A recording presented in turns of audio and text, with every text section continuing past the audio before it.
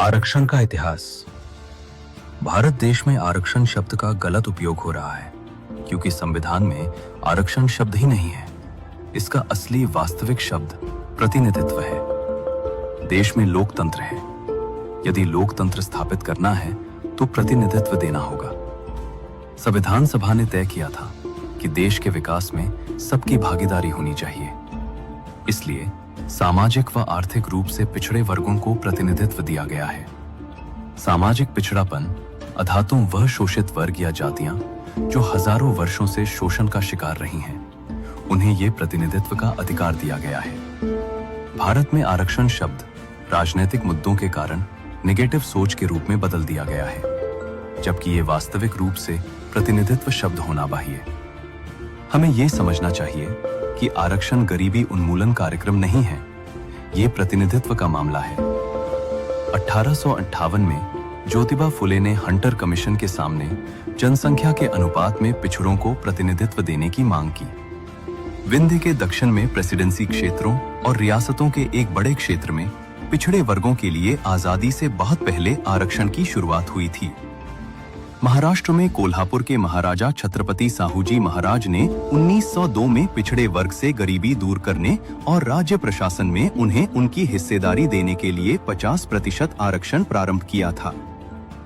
कोल्हापुर राज्य में पिछड़े वर्गों समुदायों को नौकरियों में आरक्षण देने के लिए 1902 की अधिसूचना जारी की गई थी। यह अधिसूचना भारत में दलित वर्गों के कल्याण के लिए आरक्षण उपलब्ध कराने वाला पहला सरकारी आदेश है।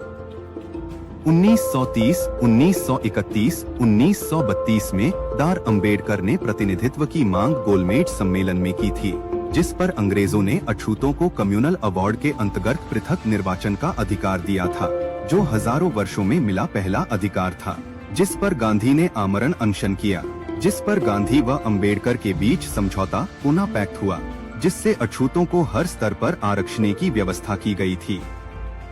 यह 1932 से लागू है। आज देश में 85% जनसंख्या को 49.5% प्रतिनिधित्व दिया गया है, जो हजारों वर्षों से पिछड़े रहे हैं। आज देश में 3 प्रकार का आरक्षण अर्थात प्रतिनिधित्व व्यवस्था है।